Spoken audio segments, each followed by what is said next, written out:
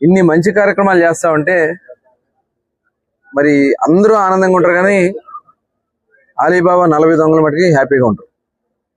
Alibaba ఎవరన్నా తెలుసు కదా, మొన్న ప్రెస్ మీట్ పెట్టాడు ఆయన.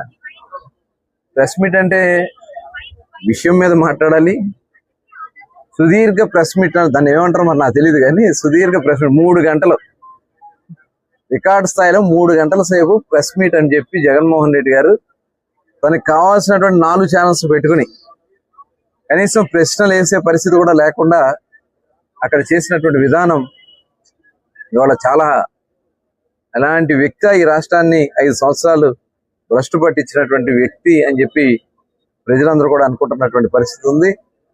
ఇవాళ ఆయన మాట్లాడతాడు, తిరుమల తిరుపతి దేవస్థానం గురించి మాట్లాడతాడు, పరకామణిలో చిన్న తప్పేగా అంటాడు. అంటే దేవుడి సొమ్ము కొట్టేస్తే అది చిన్న తప్పు, దానికి 14 కోట్లు కట్టారు కదా అని చెప్పి అంటాడు. అసలు ఎవడు దొంగతనం చేయమన్నాడు, దేవుడి సొమ్ము ఎవడు కొట్టేయమన్నాడు? అంటే ప్రజల్ని అభ్యపెడతానికి పెట్టినటువంటిగా ఉంది. అట్లాగే మనం చూసాం, మన జిల్లా మంత్రిగా పనిచేశారు జోగి రమేష్ గారు.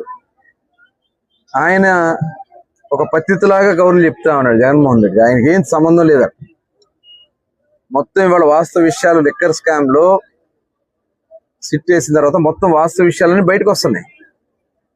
ఏ సమయానికి ఎవరిని ఎక్కడ కలుసుకున్నారు, ఎవరి అకౌంట్ నుంచి ఎవరి అకౌంట్ డబ్బులు ట్రాన్స్ఫర్ అయినాయి, డీటెయిల్డ్ గా ఇంత సమాచారం ఉన్నప్పుడు దాన్ని కూడా తప్పుదారి పట్టించాలని ప్రయత్నం చేయటం అంటే దొంగలందరినీ కూడా వెనకేసుకొస్తా ఉన్నాడు ఆయన.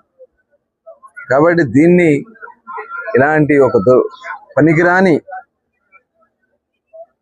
మన పులివెందుల ఎమ్మెల్యే జగన్మోహన్ రెడ్డి గారి ప్రెస్ మీట్ వల్ల రాష్ట్రానికి ఒరిగింది ఏమీ లేదు. అంటే వైఎస్ఆర్ పార్టీ చెంచాలు కొన్ని ఉన్నాయి, ఆ చెంచాలన్నీ కూడా ఏదో మాట్లాడాలి, ఏదో చేయాలని చూస్తున్నారు తప్ప ఈ రాష్ట్ర ప్రయోజనాల గురించి వాళ్ళు ఆలోచించే పరిస్థితుల్లో లేరు. కానీ ఇవన్నీ మాకు అనవసరం. ప్రజలకు ఇచ్చినటువంటి మాట ప్రకారం మేము పనిచేస్తున్నాం, జవాబుదారీగా ఉన్నాం.